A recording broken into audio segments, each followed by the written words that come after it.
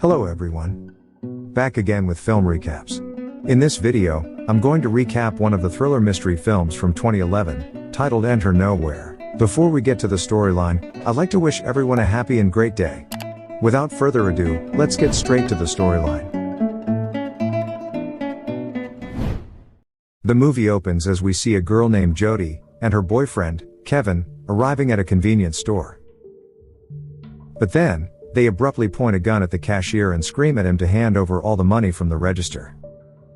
The cashier complies, and Kevin heads outside with all the money. But Jodie notices a safe behind the counter and demands that the cashier open it. Surprisingly, the cashier stays calm and says she won't like what's inside. He then taunts her, saying that out of all the things she could have done in life, she chose to do this. Jodie, now furious, starts counting down, and a loud gunshot rings out through the air moments later. The scene then shifts to a forest, where we see a woman named Samantha walking, appearing terrified and panicked. She notices a small cabin in the distance, and rushes there, hoping to get some help. Samantha finds the place empty, although there's an old, dusty radio, a bed, and also a bag that contains some food. But then, she notices a man carrying an axe approaching the cabin, so she quickly hides. The man enters the cabin, while Samantha is under the bed. He grabs his bag which contained the food, and leaves, causing Samantha to sigh with relief. Moments later, she bolts from the cabin and runs frantically, only to come across the man from before, and she stumbles hard to the ground and injures her leg. But the man, whose name is Tom, turns out to be surprisingly kind and offers to help her. The two head back to the cabin, where Tom carefully tends to her injuries. Samantha apologizes for stealing his food, and admits she hasn't eaten anything since yesterday. She explains that her car broke down last night, and her husband went to a nearby gas station but never came back. Samantha then asks if he has a phone, but Tom claims he doesn't have one, and there's just an old radio, which doesn't work. He surprisingly shares that he also had car trouble, and he's been stranded out here for 3 days. Hearing this, a scared Samantha wants to leave and find her husband immediately, but he warns her that the temperature outside could reach -5 degrees Celsius at night. Next, the two head to Samantha's car, where Tom checks the problem and learns that it has run out of fuel. Samantha asks what happened to his car, and Tom reveals he got into a minor accident and wrecked it. After leaving a note for Samantha's husband, Adam, the two grab some blankets from the car, before heading off to the cabin. Later in the cabin, Tom gives Samantha some water he had fetched from a small creek nearby, but strangely, when he went back again, he couldn't find it. Tom wonders why her husband left her in the car, so Samantha explains it's because she's pregnant. Hearing this, the man offers to sleep on the floor and gives her the bed, promising that he will get them out of here. In the next scene, Samantha experiences a nightmare in which she's trying to call out to someone while writhing in pain. When she wakes up, Tom is nowhere to be found, but she's shocked to discover a blonde woman lying unconscious just outside. She then drags the woman inside, while Tom is seen extracting gasoline from his vehicle to use in Samantha's car. Shortly after, the blonde woman wakes up, who turns out to be none other than Jodie from the opening scene.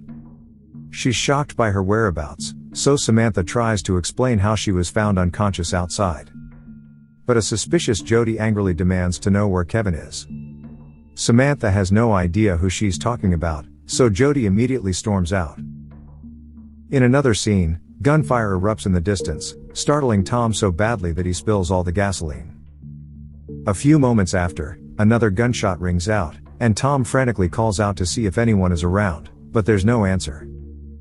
Meanwhile, Jodie returns to the cabin, clearly annoyed that there is no phone or bathroom.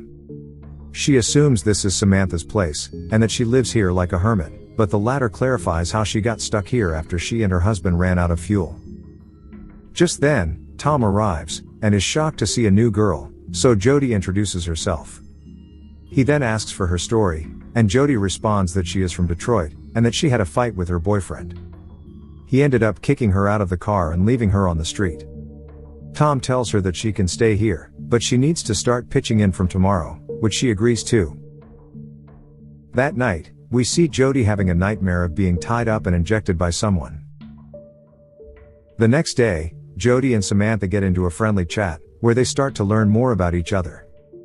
But their conversation quickly turns into an argument when they disagree about their location, since Jodie is confident they are in Wisconsin, while Samantha insists they are in New Hampshire. Meanwhile, Tom is deep in the woods, marking trees to measure how far he's traveled. But to his horror, he finds himself right back in the cabin where he started despite walking in a straight line. He runs into Jodie, who insists that Samantha has lost her mind since she thinks they're in New Hampshire. This shocks Tom as well, and he rushes to talk to Samantha. Later, the three begin debating about the place. But things get worse when Tom shockingly claims they are in South Dakota. This only deepens their confusion, as each of them is confident about their location. Tom senses something is seriously wrong with this place, and asks the girls if they're absolutely sure about where they think they are. Later, he warns them that time is running out, and if they don't move soon, they'll run dangerously low on water and food. He suggests that they go out tomorrow, and walk as far as they can, which the girls agree to. That night, we see Tom having a nightmare which involves a gun. The next morning, the trio leaves the cabin early, and begins walking in the woods. Samantha and Jodie begin chatting along the way, and Jodie shares how she has never met her mom. It turns out her mom died on the day she was born, and she was raised by her grandparents. Moments later, Jodie suddenly trips over something and falls, during which a stack of money falls from her pocket. A shocked Tom demands to know how she got so much money, but she simply responds that she got it working with her boyfriend. Meanwhile, Samantha's attention is drawn to a mysterious door in the ground. Tom then uses his axe to break the lock, and upon heading inside, they are shocked to see that it's actually a military bomb shelter. They discover plenty of canned food and vintage wine there, as well as a map. Samantha then notices that everything here is written in German, and suspects they must be in Poland. Jodie asks how she knows this, so Samantha explains that her dad was German, but it was her mother who taught her the language since her father died in the war. Jodie is shocked by the coincidence, and she confesses that her dad also died in the war. The trio then packs up the food and drinks before leaving the bunker. But again, moments later, they find themselves back at the same cabin. This shocks them, as they were certain they had been walking in a straight line, and had traveled far from the cabin, yet here they are again. That evening during dinner, Tom opens up and shares that no one would even notice if he went missing. He reveals that his mother was executed, and that he was raised in a South Dakota orphanage. Later, while the women are alone, Samantha tells Jodie she wants to see the bundle of money since she's never seen that much before. Jodie then pulls it out, and admits that she robs gas stations and supermarkets with her boyfriend, which leaves Samantha in shock. But Jodie justifies herself, saying that she grew up with nothing and never went to college, so she does whatever she can to survive. However, upon inspecting the notes, Samantha thinks it's some kind of joke because the money was printed in 1984, which, according to her, is in the future. This shocks Jodie, and when she asks what year she thinks it is, Samantha reveals 1962. When asked the same question, Jodie shows her jacket, leaving Samantha stunned. Just then, Tom enters the cabin, and when the women ask what year it is, he shockingly claims it's 2011. The women then reveal what year they're actually from, and Tom wonders if they are joking. Suddenly, a loud gunshot rings out from outside, adding to their horror. Tom peeks out and sees a man holding a rifle, so they step outside and cautiously ask for his help. But the man raises his rifle and speaks in German.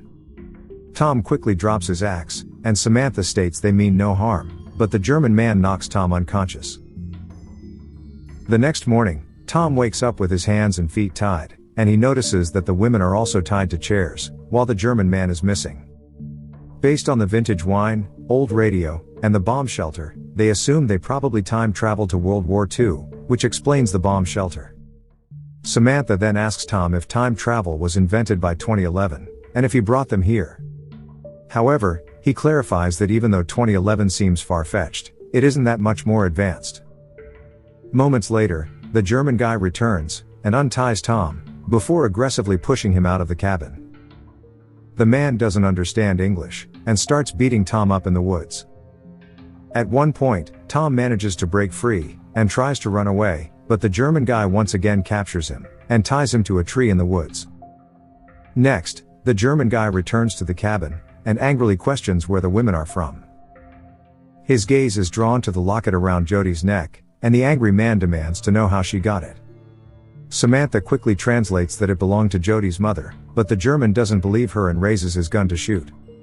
Here Samantha reveals that she also has a similar locket. The confused German pulls out his own locket, which looks the same and contains a photograph of a woman, whom Samantha shockingly recognizes as her mother. Later, the German leads the two women to Tom, and Samantha asks if he has a locket like theirs, but it turns out he doesn't. They then begin discussing the bizarre situation, and it turns out Tom has untied himself. Was weißt du? How to untie a slip knot. The scene cuts to the cabin, where the German guy lies unconscious and tied up, while the other three seem scared. Samantha then shockingly reveals that the woman in the locket is her mom, while Jodie claims it's her grandma. Samantha also mentions that her father's name was Hans Neumann, and after checking the German guy's documents, it turns out they're the same. When Samantha asks Jodie's birthday, she reveals it's November 11, 1962, and it turns out to be the exact date Samantha's baby is due. She also asks if her dad's name is Adam Cohen, and if his parents raised her, which Jodie confirms. The room falls dead silent as the devastating truth sinks in. Samantha is actually Jodie's mother, and the horror of knowing her husband will die in the war devastates her. After she leaves the cabin in tears, Tom drops a bombshell, and tells Jodie that she's actually his mother. Jodie calls it bullshit, pointing out he didn't have a locket, and she isn't even pregnant. But Tom claims he did have the locket, but just didn't bring it. He reveals that his mom was a criminal who robbed gas stations throughout the state, shot a cashier, and even murdered his father, Kevin, which led to her arrest and execution. The weight of this brutal reality crashes down on Jodie, and she also storms out of the cabin. The women catch up in the woods, and Samantha is devastated to learn that she will die in childbirth. She then asks about Adam, and Jodie reveals that he will die fighting in the Vietnam War, leaving her alone with Adam's parents. Jodie also shares that her grandparents were abusive, and shows her brutal scars that deeply break Samantha's heart. Later, Samantha approaches her dad and explains everything to him in detail. She moves to untie him, while Tom warns that Hans could be dangerous, but Samantha informs Tom that she's actually his daughter. She then pleads for his trust, to which he agrees. But unfortunately, the moment he's free, Hans grabs his gun and rifle and takes off running from the cabin. At this moment, Samantha once again recalls her nightmare, and shares it with Jodie and Tom. She reveals that in her dream, she was home alone during her labor, while Adam was overseas, and the ambulance didn't make it in time. Tom then shares that he had a dream about the priest who abused him, and he shot the priest before shooting himself. Jodie also recalls a dream of being executed for murdering Kevin, which means all of them dreamed their deaths. However, Tom states that these things haven't happened yet, so they still have time to change or stop them. They realize the whole chain of events starts with Hans' death, so they decide to stop it first. They go to the bomb shelter to check the map, and Samantha reveals that her dad died in an airstrike at Wieluń, Poland, where they are right now, and today is the day he'll die. Here, Tom theorizes that if Hans doesn't die, his wife won't remarry, and then Samantha will have her mom to take her to the hospital during childbirth. This means she will survive, Jodie can grow up to be a good woman instead of a criminal, and Tom will grow up with his real mom. Up next, the group decides to bring Hans to the bomb shelter when the airstrike happens. They return to the cabin, where Hans has managed to establish contact on the radio. They try to warn him about the bombing, but he refuses to believe them and rushes outside, insisting he must carry out the mission. Tom tries to stop him, but the two men erupt into a fierce struggle, during which this happens.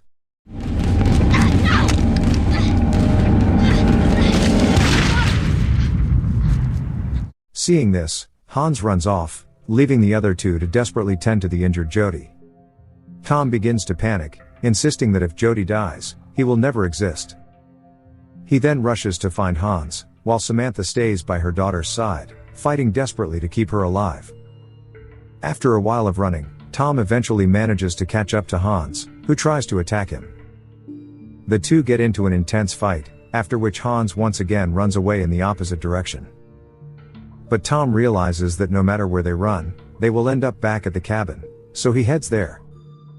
The two then meet up at the cabin again, where Jodie is on the verge of death. Hans begins shooting at Tom, but the latter starts to slowly vanish. He soon disappears completely as Jodie takes her last breath, since her death means his existence will cease. Seeing this, Samantha angrily approaches Hans, accusing him of causing it all. But there's no time to waste as several aircraft fly overhead, ready to drop missiles. Samantha once again begs her dad to save himself, not just for him, but for the future of all his descendants. He finally believes her this time, but just as they rush to the shelter, several missiles drop from the sky, causing Samantha to hit her head on a rock and pass out. Thankfully, her dad carries her inside the shelter, and manages to lock the door just in time. Several missiles keep hitting the forts, during which Hans notices Samantha's existence flickering on and off, before she disappears completely. Elsewhere, we see Jodie's dead body also disappear in front of the cabin. Hans then takes a look at the picture of his wife, but, just then, a huge missile hits the cabin and destroys everything. Time begins to reset, and everything that had happened till now is played in reverse. The scene then cuts to 1985, where we see Jodie at the store, just like at the beginning of the movie, but her appearance has changed this time, and she looks sophisticated, unlike her punk self before. After paying for her items, Jodie exits the store and notices Kevin, who is now accompanied by another girlfriend. The couple heads inside the store, before pulling out a pistol and threatening the cashier for money. The cashier hands over the money, but the woman demands he open the safe as well, and the scene plays out exactly like before. The cashier agrees to open it, but warns that she won't be able to handle what's inside, right before a gunshot goes off. The scene then cuts to Jodie, who now lives in a luxurious house, and we see a newspaper headline that announces the recent death of Hans Neumann, a revered war veteran and philanthropist. Jodie then approaches her mother, Samantha, who appears much older, and they walk together to the beach to scatter Hans's ashes. The movie ends on a bittersweet note, revealing that Tom may never exist in this timeline, since he was the son of Jodie and her thief boyfriend, whose paths have now diverged into separate worlds. Okay guys, thanks for watching. See you again in the next video.